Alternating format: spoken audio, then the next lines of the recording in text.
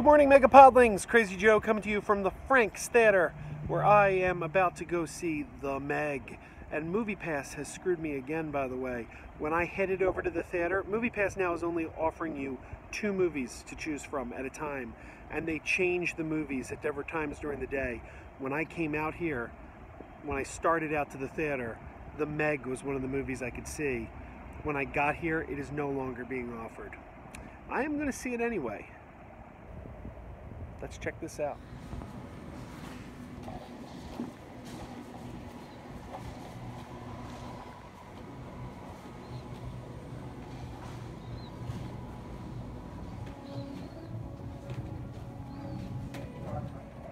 Leaving the theater now.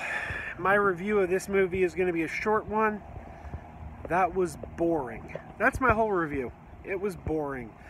There's 2 kinds of shark movies. There's something like Jaws that's really good, and it can be slow moving and build suspense, and it doesn't have to show you the shark a lot because you're so invested in the story, and not seeing the shark just builds suspense.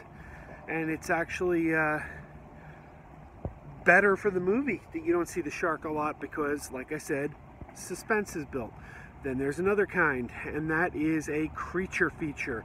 Those are movies where the plot is not the strong point. You're there to see the monster. That is why you came in. That is why you bought your ticket. And that's what The Meg is. This film did not have a great story. There was no suspense really in this film. It just was, you're there for the monster. And it was maybe a good 40 minutes to an hour before the Megalodon showed up. And when it did show up, it showed up sporadically. It really, I don't know, you're there for the creature, and this movie did not really deliver the goods, I don't think. I found it dull and listless. Not really a fan. I don't think I'm ever going to watch this movie again when it comes out on DVD, Blu-ray. I don't really have any interest in revisiting this. I was struggling to stay awake, quite frankly. So that's my review of The Meg. I don't really think it's worth your time. On a previous video, someone, maybe it was Joey Baseball, might have been Joey Baseball, somebody asked about the refillable buckets. Frank's Theater, 2 of my local theaters, Frank's Theater, and my local AMC have refillable buckets where you pay about 25 bucks at the beginning of the year and you get this bucket, and then it's only $4.50 every time you want to refill it. And you gotta buy a new one every year. It expires in December. So you pay $4.50 when you go to the movies. They refill your popcorn. And then for that visit, you can refill it as many times as you want. So like I could finish the popcorn, go back up, get a free refill that visit. Next visit I gotta pay $4.50 again. Now my wife and I both love popcorn.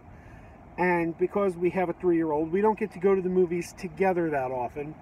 So it's kind of a rule that when one of us goes to the movies without the other, you always get a refill of popcorn before you leave the theater and bring it home to the spouse. So she does it for me, I do it for her.